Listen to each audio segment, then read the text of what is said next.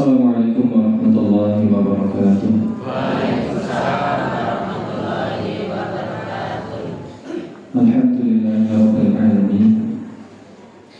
Wassalatu wassalamu ala asyrafil anbiya'i wal mursalin wa ala alihi wa sahbihi alladhina ta'allama wa 'allama al-Qur'ana ila yaumil. Qala Allah ta'ala syahrul Ramadan alladzi unzila fihi al-Qur'an hudan lin-nasi wa bayyinatin minal huda wal furqan. Wa qala inna anzalnahu fi lailatul qadr.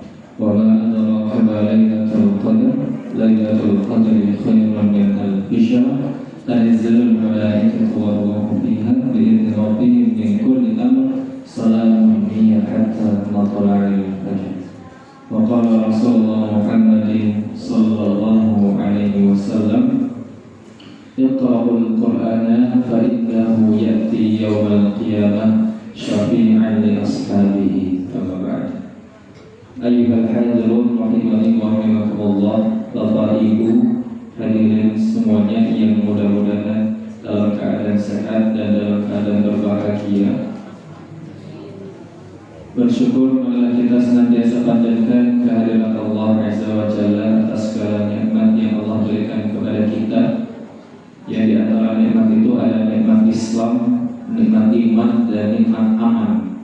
Nah, ini nikmat yang tidak terpisahkan yang kita terima alhamdulillah khususnya di negara Indonesia ini. Kenapa kami sampaikan kita harus bersyukur dengan tiga nikmat itu, termasuk dengan nikmat aman? Tentu alasan yang pertama karena dengan iman kita semuanya alhamdulillah bisa dipertemukan dalam majelis ini, dan dengan iman pula modal kita nanti masuk surga Allah Subhanahu wa taala. Dan juga dengan Islam, Allah mewanti-wanti kita, Allah mengingatkan kita untuk terus istiqamah dalam berislam. Ya ayyuhalladzina amanu taqullaha haqqa tuqatih wa la tamutunna illa wa antum muslimun. Jangan sampai kita sekali-kali meninggal dalam keadaan tidak Islam. Maka jaga Islam kita, dan kita alhamdulillah bersyukur selalu diberikannya nikmat Islam. Dan yang selanjutnya ada nikmat aman. Apa itu nikmat aman? Tentu nikmat merasa aman ketika kita beribadah kepada Allah Subhanahu wa taala. Ibu-ibu, bapak-bapak tadi sahur atau bukan? Sahur. Sahurnya pakai apa? Sayur, pakai ayam. Oke, telur, sayur kangkung, sayur kacang, macam-macam semuanya. Kira-kira ibu-ibu, bapak-bapak dengan sarapan sahur tadi, kira-kira ibadahnya semangat bukan? Betul? Alhamdulillah. Kemudian makin buka puasa, kita sudah disiapkan apa goreng lauknya apa? Dereng. Mungkin dipados nggih. Tapi insyaallah gampil boten matos saya. Gampil alhamdulillah. Kita bersyukur, kita sahur, kita buka tidak bingung. Tidak kapiran kita. Tetapi saudara kita yang ada di Palestina ternyata masih mengalami itu. Tidak mengalami yang seperti kita alami.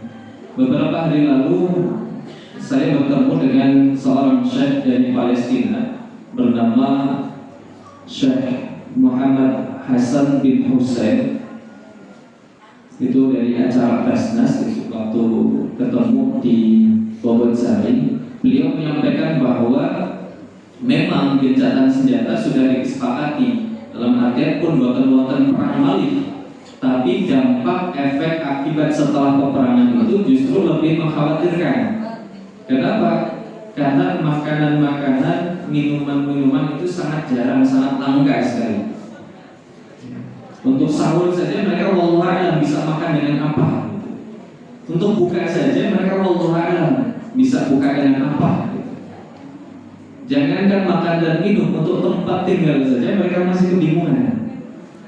Karena apa? Rumah mereka sudah hancur.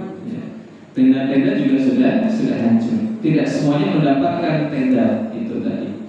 Kalaupun ada tenda, satu tenda itu untuk satu keluarga besar. Pinten itu satu tenda untuk satu keluarga besar. Satu tenda diisi 10 orang. Ya, tendanya tidak kecil. Kemudian beliau menyampaikan bahwa yang lebih mengkhawatirkan, tercatat sudah lebih dari 500.000 lebih jiwa yang syahid atau meninggal dunia. Pinten Bapak Ibu? 500.000. Itu kira-kira sedikit atau banyak? Dan kebanyakan di antara mereka meninggal karena itu tadi, karena kelaparan, kemudian karena kehausan, dan juga karena tempat tinggal. Cuacanya di sana itu ada musim dingin atau musim salju. Itu ketika musim salju mereka bagaimana kalau tidak punya tempat tinggal? Makanya tidak sedikit daripada mereka yang meninggal dunia. Apa yang ingin saya sampaikan? Yang ingin saya sampaikan adalah agar kita di Indonesia, di Palembang, semakin bersyukur kembali kepada Allah atas nikmat yang Allah berikan kepada kita, yang sampai dengan hari ini kita masih bisa sahur dengan enak, buka dengan nyaman, dan kemudian dengan dua itu kita masih diberikan kesempatan untuk beribadah dengan tenang oleh Allah Subhanahu wa Ta'ala. Salawat dan salam tetap tercurahkan kepada junjungan Nabi Muhammad sallallahu alaihi wasallam yang telah membawa umat zaman jahiliyah menjadi umat khairul ummah. Bapak Ibu hadirin jemaah di Desa Palembang yang berbahagia, alhamdulillah pada hari ini kita memasuki hari ke-16 di bulan Ramadan. Kita sampun siap atau dereng? Siap nopo ya pada gitu. 14 hari lagi lebaran insyaallah. Ya, sampun disiapkan ingkung. Oke. Kupate? Asal mawon ya. Tapi saya mengingatkan, ampun ngantos sekarang dereng mempersiapkan, tapi nanti 10 hari terakhir malah justru panjenengan sibuk mempersiapkan. Ya. Kenapa? Justru 10 hari yang terakhir itu menjadikan momentum penentuan kita. Kira-kira 10 hari terakhir itu kita bisa sukses atau tidak. Kenapa? Ada apa di 10 hari terakhir? Ada Lailatul Qadar. Nah itulah sama temanya dengan yang ingin kita sampaikan pada pagi hari ini. Membahas tentang satu peristiwa yang luar biasa, satu kejadian yang tidak akan pernah dilupakan oleh umat muslim, yaitu peristiwa Nuzulul Quran. Nuzulul Quran itu apa Bu? Turunnya Al-Quran. Turunnya Al-Quran. Nuzul itu dari bahasa Arab yang artinya turun ya. Jadi kalau misalnya ibu-ibu ketemu ada orang namanya Nuzul, itu suka turun-turun gitu. Namanya Nuzul ya, berarti sukanya turun ya. Al-Quran itu apa? Nah itu monggo bisa dipirsoni tentang kertas itu wonten bahasa Arabnya. Monggo kita bawa sarang-sarang. Al-Quran. Bismillahirrahmanirrahim. Arabnya monggo dibawa 1, 2, 3. Al-Quranu huwa kalamullah ta'ala mazal. Sakit buka. Rapat iya. Lembut. Bisa Wonten karapaten wonten? boten. Ngapunten. Gundulan. Gundulan. Bismillah. Al-Quran huwa kalamullah ta'ala. 1, 2, 3. Al-Quran huwa kalamullah ta'ala al-munazzal ala khatimu anbiya'ihi Muhammad al-maktub fil mushaf al-manqul ilaina bitawatir al-muta'abbadu bitilawatihi al-mutahadda biijali. Nah itulah Al-Quran ya. Jadi ampun ngantos kalau kita ditanya Al-Quran itu apa? Kitab suci. Kitab suci apa? Al-Quran, muter-muter terus di situ. Ya, maka kalau minimal ketika kita ditanya Al-Quran itu apa, maka kita jawab Al-Quran adalah kalam Allah Subhanahu wa Ta'ala yang diturunkan kepada penghujung para nabi, yaitu Muhammad Sallallahu Alaihi Wasallam, ditulis dalam mushaf, kemudian ditransmisikan atau diturunkan secara mutawatir, menjadi ibadah dengan membacanya dan menjadi penentang atau penguat dengan mukjizatnya. Al-Quran itu adalah kalam Allah, bukan makhluk. Yang perlu ditekankan, Al-Quran itu firman Allah Subhanahu wa Ta'ala. Maka sesuatu yang ada pada Allah Subhanahu wa Ta'ala, perkataan-perkataannya, itulah namanya Al-Quran. Maka berbeda dengan yang lainnya. Ya mungkin yang lain makhluk diciptakan sama Allah, tetapi kalau Al-Quran itu bukan termasuk makhluk. Al-Quran termasuk sifat yang melekat pada Allah, ya. Maka disebut dengan kalam Allah Subhanahu wa Ta'ala, yang kemudian diturunkan kepada Nabi terakhir, Nabi Muhammad SAW. Maka kita sebagai orang yang beriman harus yakin betul bahwa tidak ada Nabi selain Nabi Muhammad SAW. Di zaman Rasulullah ada seorang yang mengaku sebagai Nabi penerus Nabi. Ya, ketika Rasulullah wafat, kemudian para sahabat mengetahui ada yang mengaku dia membawa risalah setelah Nabi SAW. Siapa dia? Namanya Musailamah al-Kadzdzab. Ya, Musailamah al-Kadzdzab mengatakan, wahai sekalian manusia, sesungguhnya aku adalah penerus dari Nabi SAW. Maka ikutilah aku, niscaya kalian beruntung. Dan barang siapa menentangku, niscaya tidak akan selamat. Nah, kemudian berita itu terdengar sampai telinga Abu Bakar As-Siddiq, yang ketika itu dinobatkan sebagai khalifah pertama atau pimpinan pertama menggantikan Rasulullah SAW. Ya, karena Nabi wafat, kemudian akhirnya bagaimana kepemimpinan dakwahnya Nabi terus dijalankan. Akhirnya Abu Bakar mendengar berita itu tidak terima, emosi, marah. Karena ada orang yang berani-beraninya lancang mengatakan dirinya sebagai seorang nabi, pengganti Nabi SAW. Padahal tidak pernah ketemu dengan Nabi, ngobrol dengan Nabi, belajar dengan Nabi, tidak pernah. Tetapi mengatakan dia adalah Nabi penerus Nabi Muhammad.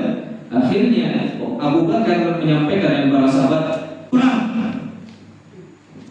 perang. Ayo kumpulkan semua pasukan sekarang, kita berangkat perang. Itu Abu Bakar langsung menggelora jiwanya, karena ada orang yang berani menghina Islam, menghina Nabi SAW dengan mengatakan penerusnya Nabi. Akhirnya berangkatlah ke sana dengan beberapa para syuhada, dengan beberapa para hufaz, bersama dengan beberapa para penghafal Al-Quran. Akhirnya jiwanya bergelora, jihad fisabilillah. Akhirnya betul Musailamah al-Kadzdzab meninggal dunia, dipenggal oleh Abu Bakar As-Siddiq. Maka barang siapa yang mengaku ada Nabi setelah Nabi Muhammad SAW, faqad kafar, sungguh dia telah kafir. Dan halal untuk kita perangi. Ya, misalnya kalau nanti ya misalnya ini kayaknya tidak mungkin ya, di Palembang ada orang yang ngaku Nabi dari Indonesia, dari Palembang dilarang pesek gitu misalnya. Tapi hal surat. Namanya surah di border lah.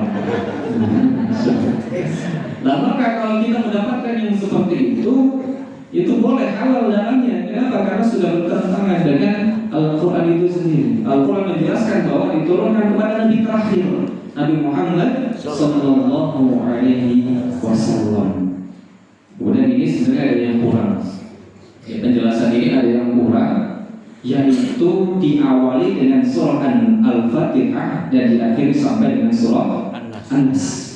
Kenapa kami sampaikan tambahan ini? Karena mohon maaf, ada orang-orang yang berupaya merubah Al-Quran dengan merubah surah yang ada di dalam Al-Quran. Bapak Ibu hadirin yang dimuliakan Allah, di dalam Al-Quran itu ada satu surah yang disebut dengan surah Al-Fil. Atas Al-Fil ya? Berikut itu Al-Fil ngajengipun ayatnya Alam taro kaifa kana rabbuka bi ashabil fil. Tetapi ada orang yang kurang ajar yang merubah isi kandungan dari surah Al-Fil. Mentang-mentang surahnya gajah, dijelaskan isi gajahnya. Al-Fil wa ma adraka mal-fil jismuhu kabir batnuhu kabir wa anfuhu tawil. Nontos apa batan kados niku? Gajah, tahukah kamu apa gajah itu? Gajah itu badannya besar, perutnya gemuk, dan hidungnya panjang. Ada orang-orang yang sengaja berubah demikian, tapi apa yang terjadi? Perang, mati, ya, mati akhirnya. Kenapa? Karena Allah Subhanahu wa Ta'ala sudah berjanji akan menjaga Al-Quran. Ya. Inna nahnu nazzalna dzikra wa inna lahu lahafizun, kata Allah. Al-Quran itu firman Allah yang tidak bisa dirubah sekalipun oleh Nabi Muhammad sallallahu alaihi wasallam. Maka mutlak itu firman Allah. Jadi kalau ada orang yang berusaha untuk merubah Al-Quran, itu kalau kita cek beberapa rekor belakangan itu memang ada orang-orang yang memang tidak suka Islam dan pengen menghancurkan Islam dari dalam. Isi Al-Quran dirubah, ada yang berusaha membakar Al-Quran, kemudian memusnahkan Al-Quran. Maka kami sampaikan itu akan mustahil untuk bisa terlaksana. Kenapa? Karena Al-Quran Allah sendiri yang langsung menjaganya. Kalau kita berbicara tentang Al-Quran, maka menjadi penting bagi kita semuanya pahami bersama bahwa Al-Quran diturunkan oleh Allah Subhanahu wa Ta'ala kepada Nabi kita Muhammad sallallahu alaihi wasallam. Lewat siapa? Melalui malaikat Jibril alaihi salam. Kapan diturunkan kepada Nabi Muhammad sallallahu alaihi wasallam? Maka diturunkannya Al-Quran itu ada dua perbedaan. Ya, peristiwa nuzulul Quran itu nanti ada dua masa turunnya. Ya, kadang-kadang kita itu bertanya-tanya sebenarnya nuzulul Quran, diturunkannya Al-Quran itu pada waktu kapan? 17 Ramadan atau di Lailatul Qadar? Ini kan hari ini 16 Ramadan ya. Berarti nanti malam yang ke 17. Kita kalau jamaah di Palubutan meyakini nuzulul Quran itu turun kapan? 17 Ramadan atau Lailatul Qadar? 17 Ramadan, bukan Lailatul Qadar. Baik, 17 Ramadan dan Lailatul Qadar, maka kita akan bercerita bagaimana sejarahnya bisa nanti muncul angka 17 Ramadan dan bagaimana diturunkannya di Lailatul Qadar. Jadi disampaikan Al-Quran itu diturunkan secara mutawatir, ya, secara pasti, eksplisit, benar dan tidak akan pernah salah. Itu Al-Quran. Sehingga mengenai dengan kapan turunnya nuzulul Quran, Al-Quran diturunkan kepada Nabi SAW itu melalui dua masa. Ya. Yang pertama Allah sampaikan di Quran surah Al-Qadar, Inna anzalnahu fi lailatul qadar. Sesungguhnya Allah, kami kata Allah menurunkan Al-Quran di malam Al-Qadar. Nah, ketika malam Al-Qadar, malam Lailatul Qadar itu, maka diturunkan dengan jumlatan wahidah. Al-Quran itu diturunkan sempurna lengkap 30 juz, 114 surat, 6.236 ayat dengan keseluruhan diturunkan. Cuman pertanyaannya, apakah itu langsung diturunkan kepada Nabi SAW? Maka jawabannya tidak. Al-Quran Allah Subhanahu wa Ta'ala turunkan, Allah perintahkan malaikat Jibril diambilnya dari Lauhul Mahfuz, kemudian diturunkan ke Baitul Izzah. Ya, Baitul Izzah itu di langit pertama, langit dunia. Jadi itu belum sampai kepada Nabi Shallallahu Alaihi Wasallam. Sekalipun waktu itu Al-Qurannya sudah selesai 30 juz 114 surat. Surat ini maksudnya bukan surat ya. 6.236 ayat begitu. Itu sudah dituliskan di Baitul Izzah, sudah sampai dengan lengkap. Cuman belum sampai kepada Nabi Shallallahu Alaihi Wasallam. Dan makanya nanti akan diturunkan kepada Nabi Muhammad Shallallahu Alaihi Wasallam dengan cara munajamah atau secara berangsur-angsur sesuai dengan kebutuhan oleh Nabi Shallallahu Alaihi Wasallam. Maka ayat pertama kali diturunkan dan sampai kepada Nabi Muhammad itu adalah Iqra. Surah apa itu bukan? Al-Alaq. Surah Iqra. Ya, boleh dan kita mengatakan surah Iqra? Boleh. Ya, apalagi lebih apa surah Iqra daripada surah Al-Alaq ibu ini? Betul. Contohnya kalau Alam Nashrah surah apa itu bukan? Insyirah. Al-Insyirah atau An-Nasr gitu ya. Biasanya lebih gampang An-Nasr apa Al-Nashrah? Al-Nasrah. Al-Nashrah. Jadi boleh kita menamakan surah di dalam Al-Quran sesuai dengan awal ayatnya. Tapi apapun ada hati-hati. Hati-hati kalau ayat depannya sama, alif lam mim. Itu kan di dalam Al-Quran alif lam mim ada beberapa.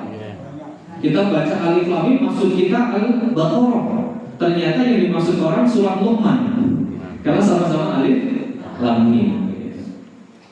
Maka kembali diturunkan Iqra kepada Nabi Shallallahu Alaihi Wasallam menyampaikan oleh Muhammad, bacalah. Padahal kita ketahui Nabi kita adalah Nabi yang ummi, Nabi yang tidak bisa baca tulis. Yang mana hikmah daripada Nabi kita ummi adalah Al-Quran itu jadi betul-betul sempurna firman Allah, bukan dari kalangan Nabi Muhammad. Kenapa? Karena orang-orang Arab terdahulu itu punya satu kebiasaan bagus ketika menuliskan syair. Orang Arab itu pintar bikin syair, Bapak Ibu. Kalau bahasa kita namanya puisi, puisi. Nah, kemudian saking hebatnya syair itu, orang-orang Arab menyangka bahwa Al-Quran itu adalah syair, dan syair yang levelnya paling tinggi. Orang-orang yang tidak beriman begitu mengatakan. Tetapi alhamdulillah salah satu hikmah Nabi kita ummi adalah sebagai menentang kalau itu buatan Nabi Shallallahu Alaihi Wasallam. Jangankan untuk membuat gitu ya, membaca saja Nabi tidak bisa. Iqra baca Muhammad, Iqra baca Muhammad. Tapi Muhammad belum bisa membaca. Tetapi sampai dengan yang ketiga kali Iqra bismi rabbikal ladzi khalaq. Wahai Muhammad, bacalah dengan menyebut namamu yang menciptakan. Maka Nabi Muhammad SAW membaca Al-Quran itu dengan dibimbing oleh siapa? Malaikat Jibril alaihissalam. Maka Al-Quran diturunkan kepada Nabi Muhammad dan ayat pertama diminta untuk membaca. Tidak langsung semuanya, tidak 30 juz, tapi Iqra dulu 1 sampai 5. Kemudian di satu peristiwa turun lagi satu ayat. Ketika Nabi SAW sedang berbaring, ya, sedang tiduran di atas kasurnya, turun perintah, ya ayyuhal muddathir, wahai orang-orang yang berselimut, qum fa'anzir, bangun, berikanlah peringatan, wa rabbaka fakabbir, dan dengan nama Tuhanmu bertakbirlah. Akhirnya Nabi SAW bangun dari tidurnya, kemudian melaksanakan sholat, kemudian berdakwah kepada umatnya. Maka begitulah Al-Quran diturunkan. Dan ketika diturunkan ayat yang pertama Iqra, itu bertepatan dengan tanggal 17 Ramadan. Maka itulah nanti muncul kita memperingati pada 17 Ramadan nuzulul Quran. Salam boten? Boten. Sing boten salah itu ketika nuzulul Quran boten nopo-nopo. Ya. Tidak membaca Al-Quran, tidak mendalami makna daripada Al-Quran. Maka kemudian ditegaskan di dalam Quran surah Al-Baqarah ayat 186. Syahrul Ramadan alladzi unzila fihi Al-Quran. Bulan Ramadan adalah bulan yang dimana diturunkannya Al-Quran. Dan salah satu sebab bulan Ramadan itu menjadi bulan yang mulia karena memang diturunkannya Al-Quran. Bu, halo, masih semangat? Masih. Ini saya lihat sudah mulai berbeda ya. Sudah mulai. Ini memang karena cuaca nih Bung ya. Insya Allah ya, cuaca hari Sabtu memang yang menyampaikan juga cerita gitu ya, akhirnya terbawa suasana.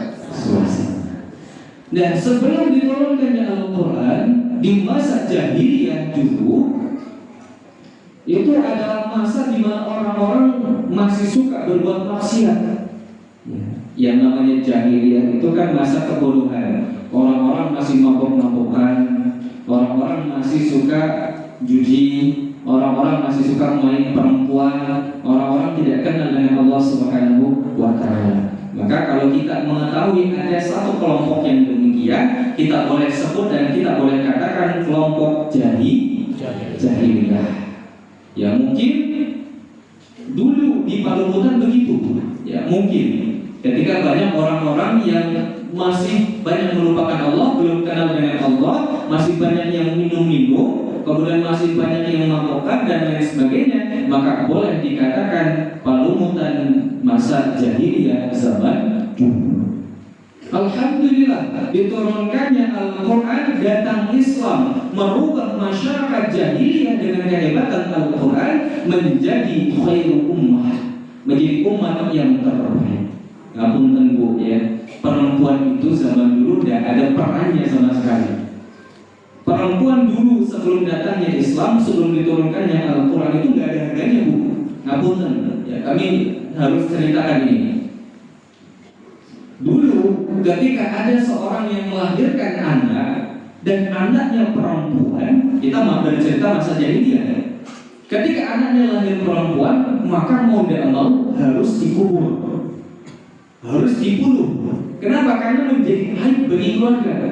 Perempuan itu diidentifikasikan dengan makhluk yang lemah, makhluk yang nggak bisa apa-apa. Bahkan kalau dia lahir dan dibesarkan oleh orang tuanya kemudian menikah, punten sangat saya harus sampaikan, itu layaknya seperti barang. Kalau suaminya bosan bisa dijual, bisa ditukar kemana-mana. Dan bahkan saking ekstrimnya, ada kelompok yang mengatakan wanita itu hampir sama seperti iblis. Kenapa? Karena Hawa menyebabkan Adam itu dikeluarkan daripada surga. Nah, itu tidak bisa dibayangkan kalau zaman sekarang masih ada yang seperti itu. Nah, akhirnya Islam datang, diturunkannya Al-Quran merubah itu semuanya. Perempuan dimuliakan oleh Allah Subhanahu wa Ta'ala di dalam Islam. Bahkan saking dimuliakannya wanita dan perempuan, dituliskan nama-nama perempuan di dalam Al-Quran. Di dalam Quran surah An-Nisa, di dalam Quran surah Maryam, kemudian di dalam Quran surah Al-Mumtahanah, di dalam Quran surah Al-Mujadilah. Itu menandakan bahwa Allah ingin memuliakan perempuan. Yang dulunya perempuan tidak ada harga dirinya, justru ketika diciptakannya perempuan, turunnya Al-Quran, Islam datang membawa risalah semuanya.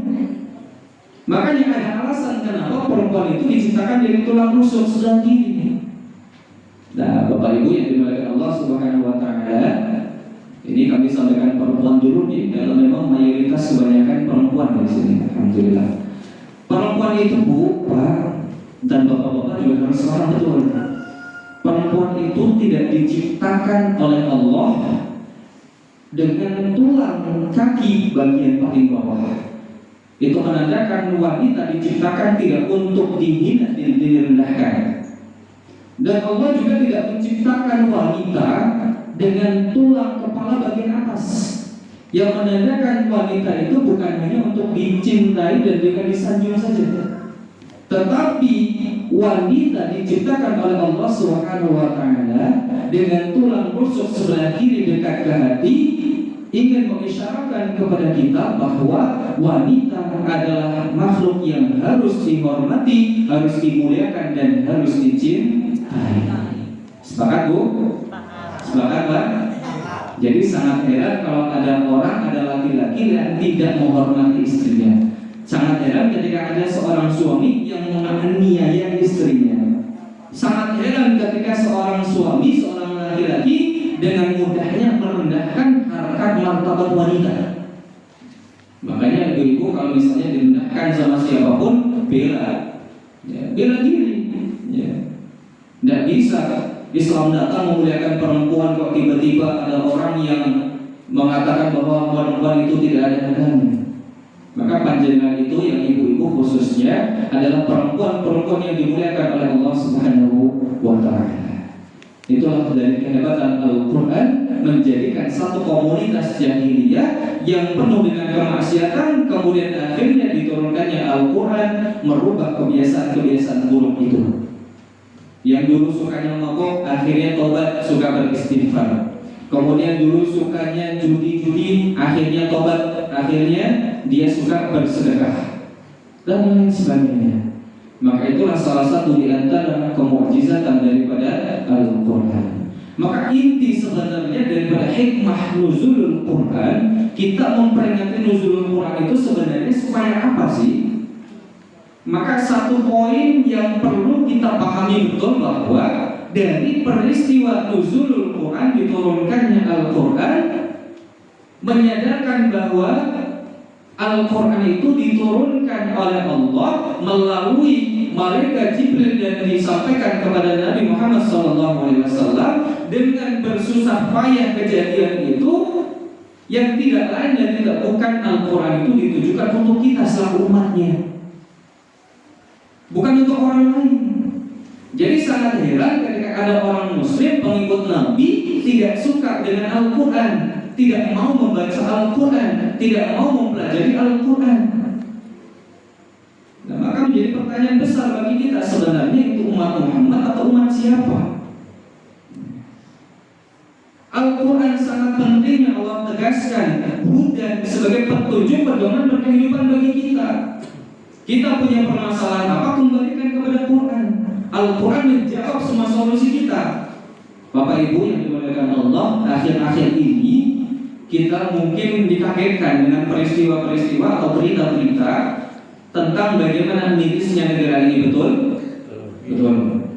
Maka ada hashtag Indonesia gelap. Kenapa gelap? Ya ada berita-berita tentang korupsi yang jumlahnya itu tidak main-main ya, bahkan sampai 978 triliun.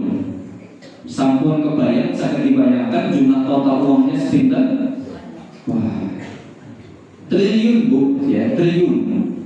Wah, triliun sih pintar ibu ya. 1 triliun 1000 miliar. 1 triliun 1000 miliar. 900 triliun berarti 900.000 miliar. Hampir 1 kuadriliun. Ya Allah.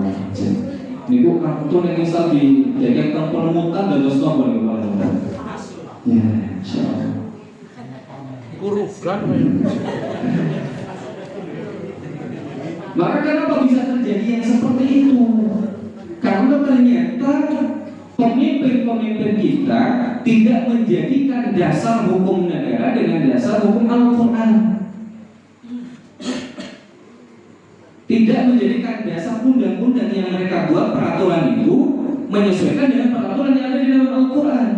Padahal kalau saja dipraktekkan yang disampaikan di dalam Al-Quran, saya yakin seyakin-yakinnya masyarakat seluruhnya akan makmur.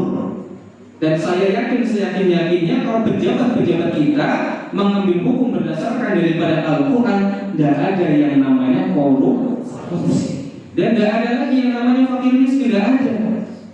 Semuanya akan tersalurkan itu dengan baik. Karena apa? Berhukum dengan sumber hukum yang paling utama, yaitu Al-Quran. Maka kita Bapak Ibu punya permasalahan. Misalnya ibu-ibu suka sedih, ibu-ibu suka baperan, ibu-ibu suka nangis, begitu. Maka apa yang menjadikan ibu-ibu nangis? Mungkin hatinya gelisah. Bagaimana supaya hatinya tidak gelisah? Al-Quran. Ibu-ibu punya penyakit, bapak-bapak punya penyakit. Maka obatnya apa? Al-Quran. Lah Ustaz om sakitnya puyeng masa baca Al-Quran gitu ya. Apa bisa Al-Quran menyembuhkan? Bisa. Ibu-ibu nonton nih kok, nanti ningali YouTube-nya Ustaz Muhammad Faizal. Kenal Ustaz Faizal apa badan? Badan. Jadi kalau kenalan Ustaz Muhammad Faizal itu tiang Banyumas, ya, tiang Purwokerto, yang beliau termasuk salah satu peruqyah nasional, ya, di Trans TV atau Trans 7. Dia termasuk ustadz yang memang keahliannya di bidang ruqyah. Ruqyah itu nambani orang-orang yang punya penyakit, baik penyakit luar maupun dalam, tapi lebih spesifik penyakit dalam. Ada orang yang kesurupan, kemudian diobati sama beliau. Bahkan dari cerita-ceritanya yang ditularkan lewat videonya itu saking dahsyatnya ruqyah, itu bisa mengetahui dia diganggu atau tidak. Ada cerita seorang ibu yang hamil besar, sudah dalam kandungan 9 bulan, tinggal menunggu HPL, hari perkiraan lahir begitu, tiba-tiba kempes. Tiba-tiba apa? Kempes bukan brojol, bukan, tapi hilang janinnya, hilang. Maka bagaimana mengetahuinya? Dengan ruqyah, dengan diobati. Dengan apa diobatinya? Dengan Al-Quran. Karena Al-Quran mempunyai sifat nama dan sifat asyifa. Asyifa itu apa? Asyifa itu bukan obat. Kalau obat dalam bahasa Arab artinya dawa, bukan panjang, tapi dawa pun itu obat. Kalau syifa itu artinya penyembuh. Kalau obat belum tentu sembuh, tapi kalau penyembuh sudah pasti sembuh. Jadi Al-Quran, kalau kita punya permasalahan, lihat Al-Quran bagaimana solusinya. Kita pusing baca Al-Quran, baca Al-Quran tambah pusing baca Al-Quran, baca Al-Quran tambah pusing baca Al-Quran lagi, pusing lagi, itu menandakan bahwa hati kita tidak bersih. Kemarin saya pernah ditanya salah seorang jamaah begini, Ustaz, saya itu merasa kok Allah jauh sama saya. Kenapa Pak? Karena saya lihat teman-teman saya waktu sholat tarawih itu bisa nangis-nangis, membaca Al-Quran, mendengarkan Al-Quran imamnya, bacaannya syahdu, sae, ngelengking, panjang, bacanya ayat-ayat yang bagus, itu bisa nangis. Tapi saya kok tidak bisa nangis ya Ustaz? Itu kenapa? Apakah karena hati saya keras sehingga Al-Quran itu pas dibaca ke telinga saya hanya masuk telinga, tidak masuk sampai ke hati? Maka dari pertanyaan itu saya duduk gitu. Aduh, iya ya. Saya juga kadang begitu. Ketika mendengarkan Al-Quran hatinya keras. Itu menandakan bahwa hati kita tidak baik, Bapak Ibu. Kenapa Allah sampaikan innamal mu'minuna alladzina idza dzukirallah. Salah satu sempurna imannya seseorang adalah ketika disebutkan nama Allah, ketika dibacakan ayat-ayatnya bergetar hatinya. Bergetar hatinya. Wajilat qulubuhum. Dan saking getarannya ada di dalam hati, dirasa betul di dalam hati, tiba-tiba tanpa disadari merebes ini. Nah, Bapak Ibu semuanya, kita sampun nanti merebes ini karena Al-Quran apa dereng? Sampun apa dereng? Monggo yang belum kita belajar latihan, mudah-mudahan kita bisa menangis karena Al-Quran. Karena kalau ngapuntennya itu bukan satu indikasi utama, tapi salah satu faktornya ketika kita tidak bisa menangis dengan Al-Quran, boleh jadi hati kita keras. Boleh jadi hati kita keras. Makanya Nabi, Bapak Ibu semuanya, dan para sahabat punya satu kebiasaan baik. Kebiasaannya apa? Mabit, malam bina iman dan takwa. Dalam satu malam itu Nabi membaca satu ayat, dan satu ayat itu diulang-ulang sampai betul-betul ayat itu merasap ke dalam hati. Nabi itu diceritakan membaca satu ayat dari malam sampai pagi. In tu'adzibhum fa innahum ibaduk. In tu'adzibhum fa innahum ibaduk. Belum nangis, belum tersentuh hatinya. In tu'adzibhum fa innahum ibaduk. Dua kali belum tersentuh. In tu'adzibhum fa innahum ibaduk. Belum tersentuh, diulangi berkali-kali sampai pada pagi hari. Akhirnya Nabi SAW bersmili.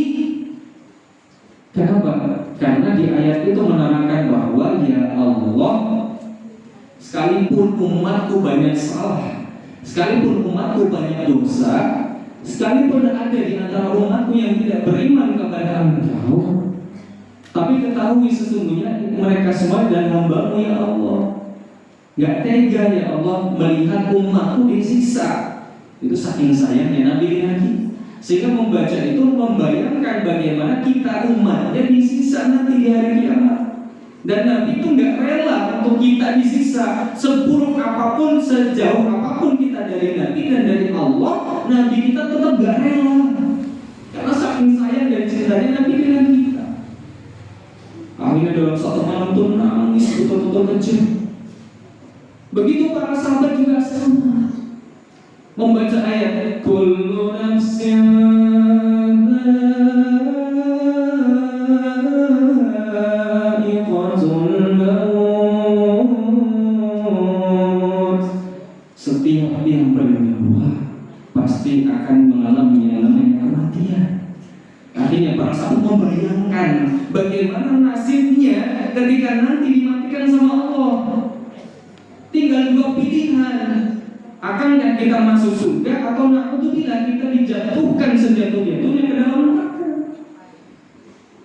Maka para sahabat hanya membaca satu ayat yang diulang-ulang satu malam itu untuk meresapi ke dalam dirinya, oh iya, saya pasti meninggal, entah nanti besok atau lusa, pasti akan meninggal. Tetapi apa yang sudah saya siapkan selama ini? Oh ternyata belum.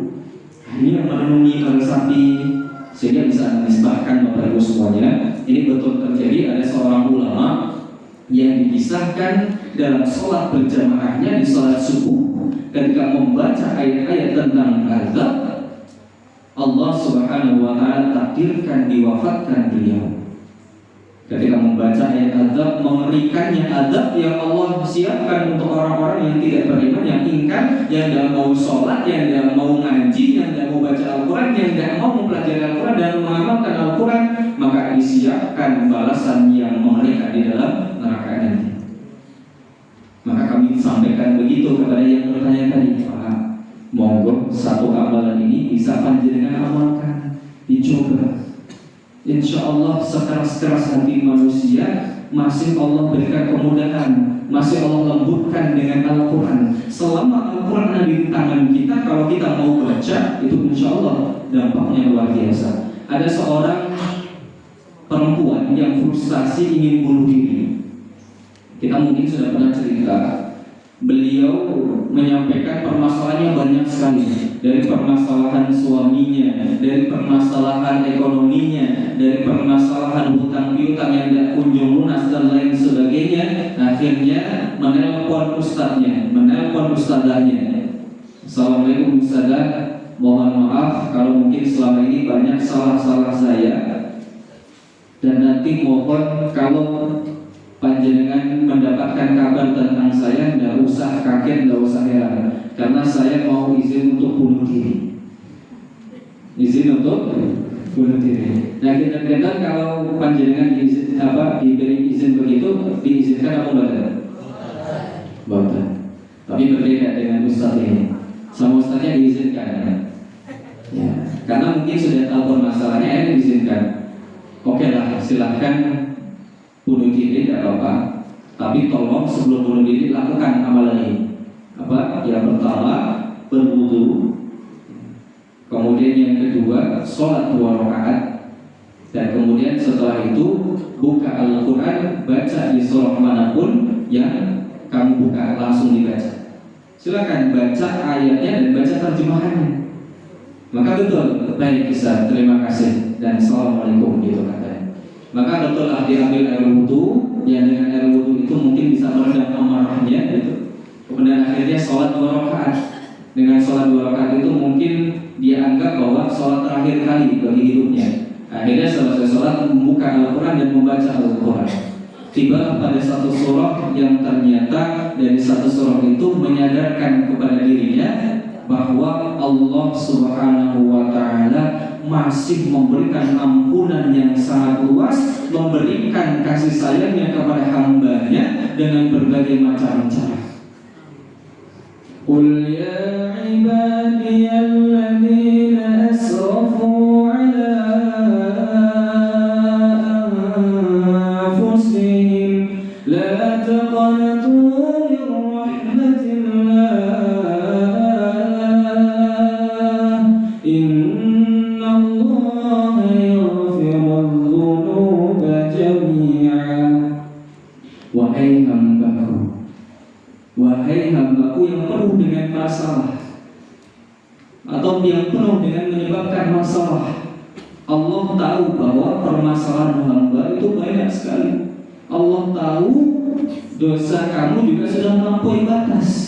Tetapi apa kata Allah? Allah menyiapkan ampunan seluas samudra, seluas langit dan bumi. Kemudian Allah sudah menyiapkan balasan terbaik daripada semua perbuatan-perbuatanmu. Permasalahan-permasalahanmu akan Allah selesaikan, dan Allah akan mengampuni semua dosa hamba yang ingin diampuni secara betul-betul. Akhirnya membaca ayat itu apa yang terjadi? Telepon Ustaz. Loh, kok masih telepon kata Ustaz? Belajar dulu ini? Tidak Ustaz. Terima kasih Ustaz atas nasihatnya. Al-Quran betul-betul menggetarkan hati saya. Tadinya hati saya lemah, rapuh, tiba-tiba terisi jiwa saya dengan membaca Al-Quran, dan saya nangis Ustaz. Akhirnya Alhamdulillah, silakan lanjutkan bacaan Al-Quranmu. Mudah-mudahan engkau menjadi penghafal Al-Quran. Maka betul, dengan doa itu orang itu menjadi penghafal Al-Quran. Maka itulah sebetulnya Bapak Ibu Al-Quran, bukan hanya kitab bacaan biasa saja. Sekalipun kita membaca Al-Quran saja sudah mendapatkan pahala. Tetapi kalau kita mengamalkan isi daripada Al-Quran, maka betul-betul kita akan dijaga oleh Allah, dijaga oleh Al-Quran. Bahkan Bu, Pak, na'udzubillahi min dzalik, kita ilustrasikan seperti ini sebagai penutup terakhir, bahwa kita mungkin dalam beramal kebaikan masih kurang, dan kita dalam beramal salah itu banyak sekali. Tetapi ketika kita berusaha mengejar satu pintu surga melalui Al-Quran, maka tidak ada yang sia-sia. Kita di persidangan Allah Subhanahu wa Ta'ala, dihitung amalan kita, ditimbang amalan kita. Ternyata amalan kebaikan kita setitik dibandingkan amalan keburukan kita yang banyak sekali. Yang pada sampai-sampai kita sudah di depan gerbang pintu neraka dan hendak diseret oleh malaikat, ya, tiba-tiba ada sosok putih datang menghampiri. Wahai malaikat, stop. Loh, kenapa? Stop. Loh, siapa kamu? Stop. Stop. Akhirnya menyampaikan bahwa bersaksi di hadapan Allah, ya Allah, aku bersaksi bahwa si fulan, seorang hamba itu selama hidup di dunia tidak pernah menyia-nyiakanku. Sekalipun mungkin amalan-amalannya yang kurang, sholatnya mungkin biasa saja, mungkin ngajinya juga biasa gitu, tapi tetap terus berlanjut.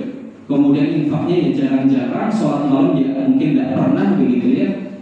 Maka sosok putih menyampaikan, ya Allah, dia adalah kekasihku, dan aku sudah dijadikan dia sebagai kekasihnya. Karena selalu dia baca pagi, siang, dan malam. Aku selalu dijaga oleh dirinya. Maka seandainya engkau jadikan aku sebagai firman-Mu yang mulia, maka izinkanlah aku memberikan syafaat kepada dirinya. Kalaupun engkau tidak mengizinkan, maka aku tidak ingin menjadi kalamullah. Aku tidak ingin menjadi firman-Mu ya Allah. Maka apa kata Allah? Silahkan. Al-Quran datang menolong orang tadi yang tadinya mau diseret ke dalam api neraka karena kurangnya amal itu, tetapi karena syafaat daripada Al-Quran tiba-tiba timbangan kebaikan itu penuh dengan kebaikan-kebaikan sehingga dimasukkanlah kita ke dalam surganya Allah Subhanahu wa Ta'ala. Jadi begitu Bapak Ibu yang dimuliakan Allah, hikmah terbesar daripada nuzul Al-Quran mengingatkan kita untuk jangan pernah sekali-kali jauh daripada Al-Quran. Barang siapa yang dekat dengan Al-Quran, barang siapa yang memuliakan Al-Quran, Allah akan muliakan hidupnya dengan Al-Quran di dunia sampai di akhirat. Barang siapa yang menyia-nyiakan Al-Quran, jauh dengan Al-Quran, maka dia dijauhkan dari rahmat Allah Subhanahu wa Ta'ala dan dimasukkan ke dalam api neraka. Allahumma arhamna bil Quran, ya Allah tolong rahmatilah kami dengan Al-Quran dan tolong jadikanlah Al-Quran sebagai syafaat bagi kami ya Allah. Tolong janganlah hujat kami dengan Al-Quran ya Allah. Tolong tumbuhkan dalam hati kami kecintaan kepada Al-Quran ya Allah. Tolong jadikanlah diri kami, hidup kami mulia dengan Al-Quran, dan tolong muliakanlah kehidupan kami di dunia sampai di akhirat. Ya Allah, tolong selesaikanlah permasalahan hidup kami dengan Al-Quran ya Allah. Tolong berikanlah solusi dari setiap masalah-masalah kami dan ingatkanlah kami ya Allah ketika kami jauh daripada Al-Quran. Ya Allah, jadikanlah momentum pagi hari ini menjadi momentum terbaik bagi kami untuk saling mengingatkan satu dengan yang lainnya, untuk saling mencintai kepada Al-Quran ya Allah. Jadikanlah anak-anak kami menjadi anak-anak penghafal Al-Quran. Jadikanlah anak-anak kami anak-anak yang dekat dengan Al-Quran. Jadikanlah kami ahlul Quran. Jadikanlah kami keluarga terbaik di sisimu ya Allah ya Rabbal Alamin. Tempatkanlah kami di tempat yang terbaik dan muliakanlah kami bersama Al-Quran di tempat yang terbaik itu ya Allah ya Rabbal Alamin. Amin. Maka dan ibu, bapak-bapak yang dimuliakan Allah Subhanahu wa Ta'ala, pagi hari ini agak serius karena memang materinya tentang Al-Quran dan Al-Quran tidak bisa untuk dijadikan bahan bercanda. Begitu Bapak Ibu, kami doakan sehat selalu. Sangunya kata insyaallah ya. Sabun, mungkin ada yang mau disampaikan atau ditanyakan, boleh? Ya sekalipun nanti mau ngisi dari juri tidak masalah ya. Insyaallah untuk masyarakat Palembang ya, kenapa tidak gitu ya. Mohon kita ada yang mau disampaikan atau mungkin ditanyakan. Tidak ada dopresnya, pada benar tidak ada dopres. Barangkali yang menunggu gitu apa itu.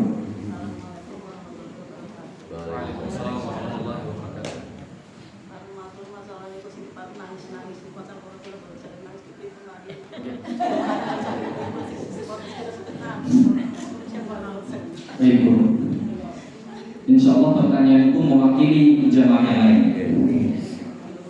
Ustaz kan tadi menyampaikan bahwa nangisnya kita membaca Al-Quran atau mendengarkan Al-Quran itu termasuk di antara tanda kesempurnaan iman kita, betul. Maka di dalam hadis juga disebutkan kalau kita membaca Al-Quran dan tidak ada getaran ketika membacanya, tidak ada rasa dalam Al-Quran, boleh jadi bukan karena kita yang tidak bisa menangis ketika membaca Al-Quran, tetapi apa?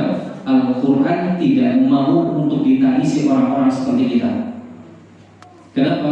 Karena mungkin kita selama ini selalu melupakan Al-Quran. Al-Quran kita jadikan sebagai pajangan. Al-Quran kita jadikan sebagai kitab yang harus dimiliki untuk umat muslim saja, tetapi tidak pernah membacanya. Atau mungkin Al-Quran tidak mau kita tangisi karena kita terlalu banyak dosa sama Allah Subhanahu wa Ta'ala. Nah, lalu bagaimana caranya? Yang pertama beristighfar dulu ya, atas dosa-dosa yang pernah kita lakukan yang mungkin selama ini banyak sekali begitu ya. Yang kemudian setelah istighfar kita berusaha untuk memahami bacaan ayat Al-Quran itu.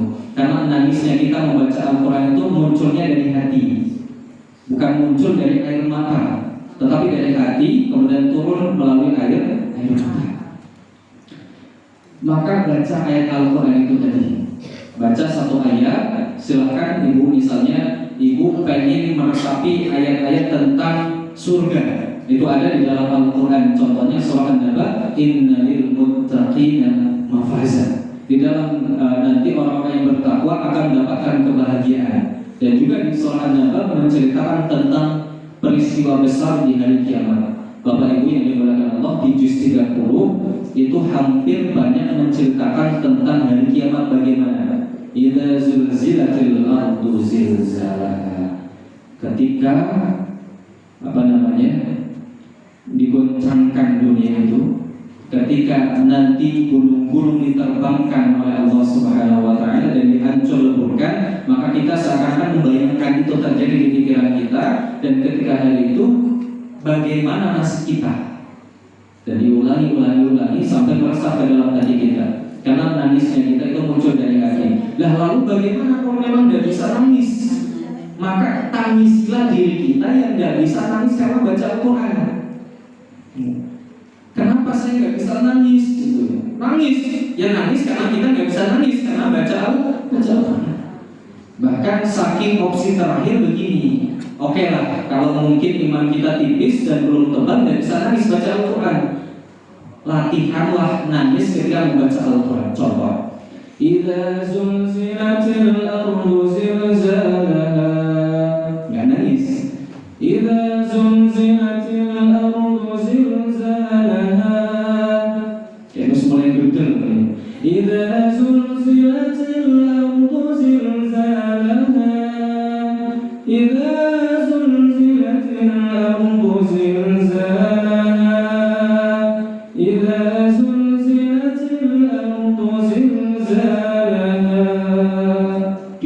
diulang, dibaca, latihan sambil nangis.